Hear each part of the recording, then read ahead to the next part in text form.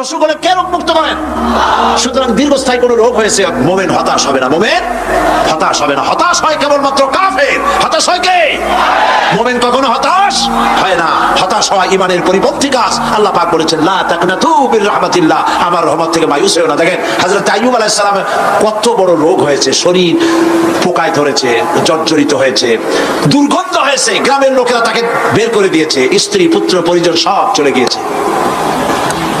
এমনকি জিহ্বায় যখন পোকা ধরল, হযরত আইয়ুব আলাইহিস সালাম আল্লাহ রাব্বুল আলামিনের দরবারে ফরিয়াদ করলেন, আন্নী মাসানিয়াদ-দুররু ওয়া আনতা আরহামুর রাহিমিন। আয় আল্লাহ, আমি অসুস্থ হয়ে পড়েছি, আমি রোগাক্রান্ত হয়েছি, আর তোমার নাম রহমান রহিম, তুমি আমাকে রোগ মুক্ত করো। হযরত আইয়ুব আলাইহিস সালাম আল্লাহর দরবারে ফরিয়াদ করলেন, রব্বুল আলামিন সারা শরীরে পোকায় জর্জরিত হয়ে গেছে, এখন আমার জিহ্বায় পোকা ধরেছে, মাবুদ গো আমি তোমার কাছে ফরিয়াদ করি, আমার জিহ্বায় পোকা দিও না, কারণ জিহ্বাটাও যদি নষ্ট হয়ে যায় তাহলে তোমার মতো আল্লাহর জিকির আমি কি দিয়া করব। হযরত আইয়ুব আলাইহিস সালাম আল্লাহ পাকের কাছে যখন এই ধরনের ফরিয়াদ জানালেন, রব্বুল আলামিন তাকে তার রোগ মুক্ত করে দিলেন, তার স্ত্রী পুত্র সব আল্লাহ রব্বুল আলামিন ফিরাইয়া দিলেন। সুবহানাল্লাহ। সুতরাং মুমিন ব্যক্তি, কোরআন শরীফে সব আছে, কোরআনের মতো শ্রেষ্ঠ ওয়াজের কিতাব পৃথিবীতে আর শুধু বোঝার দরকার। বিপদে যত বড় বিপদ আসুক, কোন বিপদে মুমিন ধৈর্য হারাবে না। হযরত ইয়াকুব আলাইহিস সালামের ছেলে ইউসুফ আলাইহিস সালামকে যখন তিনি হারায় ফেললেন, তিনি অধৈর্য হয়ে গেছিলেন নাকি? অধৈর্য হন নাই। কারণ আমি আমার বক্তৃতার সূচনায় বলেছি, আমরা কল্যাণ বুঝি না, অকল্যাণ বুঝি না। কোন বিপদ আসতে পারে আমরা হয়রান হয়ে যাই, কিন্তু বিপদের মধ্যে কল্যাণ আছে আমরা তা বুঝতে পারি না। কথা বুঝে আসছে? হযরত ইউসুফ আলাইহিস সালামকে কুয়ার ভিতরে ফেলে দেওয়া হলো। 11 ভাই মনে করেছে কুয়ার ভিতরে ফেলে দিয়া ইউসুফ আলাইহিস সালামকে মেরে ফেললাম, কিন্তু তারা বোঝে নাই আসল কামটা কি হয়েছে। এটা তো কুয়া নয়, এটা একটা টানেল, এটা একটা সুড়ঙ্গ। একদিকে কেনান হলো তার এক মুখ, ওই সুড়ঙ্গের এক মুখ হলো কেনানের। কেনান ইউসুফ আলাইহিস সালামকে ফেলে দেওয়া হলো কুয়ার ভিতরে মারার জন্য, কিন্তু আল্লাহ পাকের ইচ্ছা ইউসুফ আলাইহিস সালাম মরবে না। এই টানেলের অপর প্রান্ত মিশরের সিংহাসনের টানেলের এপার দিয়া ইউসুফ আলাইহিস সালামকে ঢুকালেন, অপর প্রান্তে মিশরের সিংহাসনে ইউসুফকে আল্লাহ বসাইয়া দিলেন। হযরত ইয়াকুব ছেলের জন্য অধৈর্য হলেন না, তিনি খবর পেলেন ছেলে বাঘে খেয়ে ফেলেছে, তিনি তখন বলেছেন ফাসাবুরুন জামিলুন আসাল্লাহু আইয়াতিয়ানি বিহিম জামিআ ইন্নাহু হুয়াল আলিমুল হাকীম। ফাসাবরুন জামিল, আমি উত্তম ভাবে ধৈর্য ধারণ করলাম, এবং আমি বিশ্বাস করি আল্লাহ রাব্বুল আলামিন আমার হারানো সবকিছু আমাকে ফিরিয়ে দিবেন। বহু বছর পর যখন হযরত ইউসুফ আলাইহিস সালাম প্রেসিডেন্ট হয়েছেন মিশরের, 11 ভাই গেল সেখানে সাহায্য আনার জন্য। সেই ঘটনা তো শোনাবো না, এমনি বলে যাচ্ছি। এরপরে তিনি তাদেরকে পরিচয় দিলেন, ওরা ভয় পেয়ে গেল। তিনি বললেন ভয়ের কোনো কারণ নাই, লা তাসরিবা আলাইকুমুল ইয়াউম, আজকে আমি কোনো প্রতিশোধ তোমাদের নেব না। সুবহানাল্লাহ। এর নাম পয়গম্বর, এর নাম কি? আল্লাহর নবী। আমি আজকে কোনো প্রতিশোধ তোমাদের নেব না, তোমরা যাও। পিতার অবস্থা তিনি জানলেন, কাঁদতে কাঁদতে পিতার চোখ দুটো নষ্ট হয়ে গেছে। ইয়াকুব আলাইহিস সালাম, হযরত ইউসুফ আলাইহিস সালাম বললেন যাও। নিজের জামাটা খুললেন, গায়ের জামা খুলে বললেন ভাইরা আমার এই জামা নিয়ে যাও, আর আমার আব্বার চোখের উপরে এই জামাটা রেখে দিও। ছেলেরা যখন হযরত ইউসুফ আলাইহিস সালামের জামা নিয়ে মিশর থেকে রওনা করেছে, গল্প নয়, উপন্যাস নয়, আল্লাহ পাকই কোরআন শরীফে সূরা ইউসুফে বলেছেন, জামা নিয়ে মিশর থেকে রওনা করেছেন। কোথায় মিশর আর কোথায় কেনান? কেনানে বসে হযরত ইয়াকুব আলাইহিস সালাম বলছেন, তোমরা যদি আমাকে মতিভ্রম পাগল যদি মনে না করো, তাহলে একটা কথা বলি, আমার নাকে এখন আমি ইউসুফের গন্ধ পেতেছি। তোমরা যদি আমাকে মতিভ্রম না করো, তাহলে আমি বলি আমি কিন্তু ইউসুফের গন্ধ পেতেছি। সুবহানাল্লাহ। হযরত ইউসুফ আলাইহিস সালামের জামা এনে ভাইরা যখন হযরত ইউসুফের চোখের উপরে রেখে দিলেন, হযরত ইয়াকুবের দুটো চোখ সাথে সাথে আল্লাহ ভালো করে দিলেন। ফাসাবরুন জামিল, ধৈর্য ধরো। ঈমানদার ব্যক্তি আশার উপরে তার জীবন বাঁচে, কারণ যত বড় বিপদ আসুক না কেন, আশ্রয় পাওয়ার একটা জায়গা আছে, তার নাম হলো আল্লাহ। নাম কি? বলেন আল্লাহ। সবাই বলেন আল্লাহ আল্লাহ আল্লাহ আল্লাহ। হযরত ইউনূস আলাইহিস সালাম গিলে ফেলে দিল, মাছটাকে গিলে সে চলে গেছে। ও বিপদ পৃথিবীর কোন মানুষের হতে পারে নাকি বলেন? কি বলেন? মাছের পেটের ভিতরে জানালা নাই, দরজা নাই, বেরোবার কোনো পথ নাই, মাছ গেছে পানির অতল তলদেশ। আল্লাহ পাক কোরআন শরীফের ভিতরে মানুষকে শোনান, আল্লাহ ওয়াজ করছেন, সুবহানাল্লাহ বলেন। আল্লাহ পৃথিবীর মানুষকে ওয়াজ করছেন, দুনিয়ার মানুষকে শোনান। আমার মুস্ত ধৈর্য হারা হয় নাই। ওয়াদান্নুন ইয যাহাবা মুগাদিবান ফাযান্না আন লান নাকদিরা আলাইহি ফানাদা ফিয যুলুমাতি আন লা ইলাহা ইল্লা আনতা সুবহানাকা ইন্নী কুনতু মিনাজ জালিমিন। ফানাদা ফিয যুলুমাত, জামায়ে কাসির, ত্রিবিধ অন্ধকারের ভেতর থেকে হযরত ইউনূস আলাইহিস সালাম চিৎকার মারলেন। মাছের পেটের অন্ধকার, পানির অন্ধকার, রাতের অন্ধকার, ত্রিবিধ অন্ধকারের ভেতর দিয়ে মাছের পেটের মধ্য দিয়ে ইউনূস আলাইহিস সালাম চিৎকার মারলেন। অধৈর্য হন নাই, হার্ট ফেল করেন নাই। তিনি বলছেন, পড়েন আমার সাথে, লা ইলাহা ইল্লা আনতা সুবহানাকা ইন্নী কুনতু মিনাজ জালিমিন।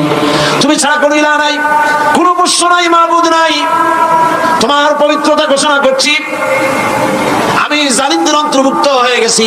ইউনূস আলাইহিস সালাম যখন কাঁদতেছিলেন, আল্লাহ রাব্বুল আলামিন সেই কান্না শুনেছিলেন কিনা বলেন? শুনছিলেন কিনা? শুনতে পেয়েছিলেন কিনা? পানির ভিতরে কেউ শুনে নাই, মাছের পেটের ভিতরে ইউনূস আলাইহিস সালাম কিভাবে চিৎকার করছেন, মাছের পেটের ভিতরের আওয়াজ পানির ভিতরে কেউ শুনে নাই, জমিনে কেউ শুনে নাই, অন্তরিক্ষে কেউ শুনে নাই, সাত আকাশের ভিতরে কেউ শুনে নাই, কিন্তু আরশে আজিমের মালিক আল্লাহ রাব্বুল আলামিন শুনতে পেয়েছেন। সঙ্গে সঙ্গে রাব্বুল আলামিন জবাব দিলেন, ফাস্তাজাবনা লাহু ওয়া নাজ্জাইনাহু মিনাল গাম্মি ওয়া কাযালিকা নুনজিল মুমিনিন। পড়েন, ফাস্তাজাবনা লাহু ওয়া নাজ্জাইনাহু মিনাল গাম্মি ওয়া কাযালিকা নুনজিল মুমিনিন। আমি ইউনূসের ডাকের জবাব কি বলতেছেন? বড় করে বলেন, কে বলছেন? আল্লাহ, সুবহানাল্লাহ। আপনারা কি ভয় পাইছেন? ভয় পেয়েছো মুসলমান? আল্লাহ রাব্বুল আলামিন বলেন, আমি আমার ইউনূসের ডাকের জবাব দিলাম। শুধু জবাব দেই নাই, আমি ইউনূসকে তার মাছের পেটের ভিতর থেকে বাঁচাই দিলাম। মাছের পেটের বেদনা শুরু হয়ে গেল, এমন বেদনা হয়েছে মাছ এখন বমি না করে পারে না। কথা বুঝতে পেরেছ? মাছ এখন বমি না করে পারে না, পানির উপরে মাছ ভেসে উঠল। আল্লাহ কোরআন শরীফের ভিতরে বলছেন, মাছ সাতরায়া কিনারায় চলে গেল, ইউনূস আলাইহিস সালামকে বমি করে ফেলে দিল। ইউনূস আলাইহিস সালাম বেঁচে গেলেন। আল্লাহ পাক বলেন, শুধু ইউনূসকে বাঁচাইলাম না, বরং আমি সকলের জন্য আশার বাণী শোনাই, শোনো মুমিনেরা, ওয়া কাযালিকা নুনজিল মুমিনিন। মুমিন বান্দা যারা, যত বড় বিপদ আসুক আমারে ডাকো, আমি বিপদ দিয়ে বাঁচাই দেব। সুবহানাল্লাহ, বিপদ থেকে আমি বাঁচাই দেব। আল্লাহ পাক করেছেন, ফাইন্না মাআল উসরি ইউসরান, ইন্না মাআল উসরি ইউসরা। জেনে রাখো, দুঃখ এবং কষ্টের পরে রয়েছে সুযোগ সুবিধা, আর অসচ্ছলতার সাথে রয়েছে উদার সচ্ছলতা। যত বড় বিপদ আসছে, এই বিপদের পরে আল্লাহ পাক তার গোলামদের উপরে রহমত নাজিল করবেন ইনশাআল্লাহ। সুতরাং ইমানদার লোকেরা, তাদেরকে আল্লাহ পাক বলছেন, কোনো ভয় নাই, কোনো চিন্তা নাই, যত বড় বিপদে পড়ো আমারে ডাকো, আমি ডাকের সাড়া দিয়ে দেব। সবাই আল্লাহরে ডাকেন, সুবহানাল্লাহ ওয়ালহামদুলিল্লাহ লা ইলাহা ইল্লাল্লাহ। জোরে পড়েন, সুবহানাল্লাহ ওয়ালহামদুলিল্লাহ লা ইলাহা ইল্লাল্লাহ, সুবহানাল্লাহ ওয়ালহামদুলিল্লাহ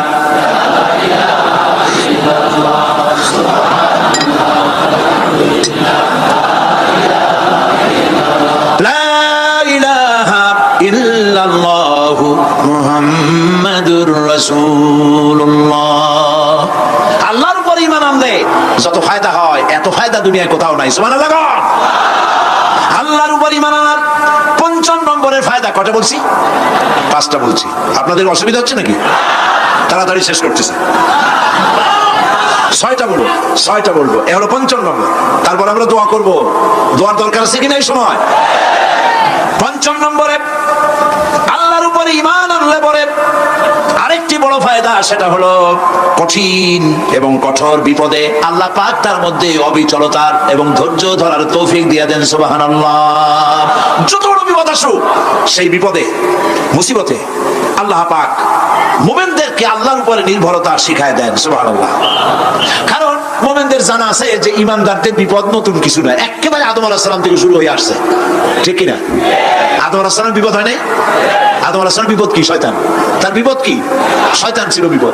প্রত্যেক নবীর সময়ই মানুষের নবীদের কষ্ট দিয়েছে, তাই নাই?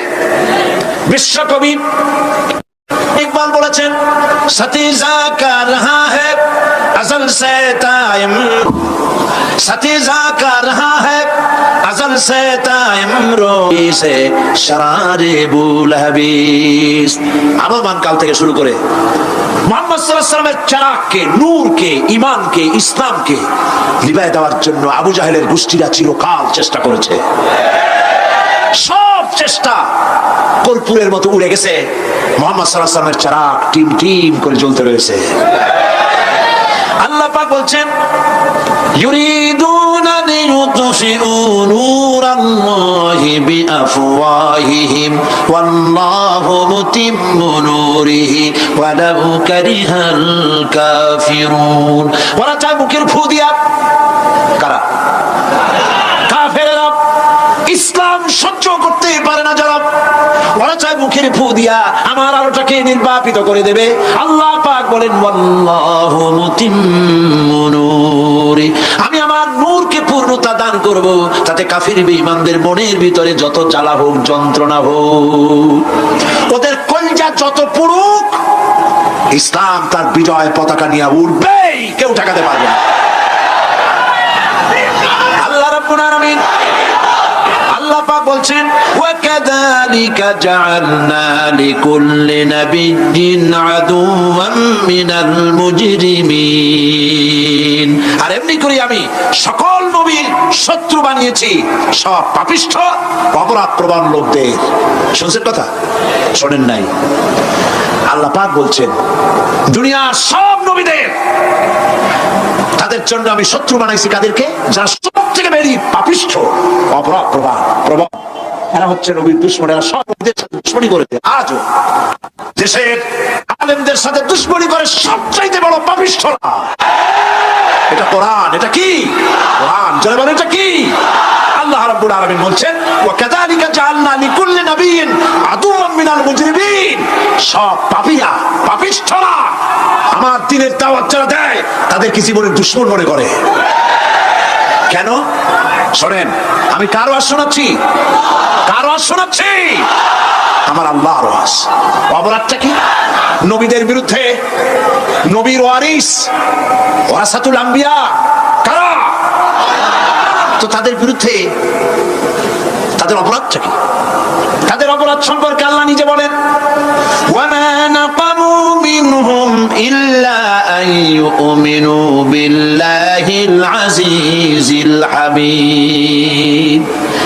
এদের বিরুদ্ধে অ্যাকশন নেওয়ার আর কোনো অপরাধ ওদের নাই। ওদের একমাত্র অপরাধ, ওরা আল্লাহর জমিনে আল্লাহর আইন প্রতিষ্ঠা করতে চায়। এটাই হচ্ছে অপরাধ।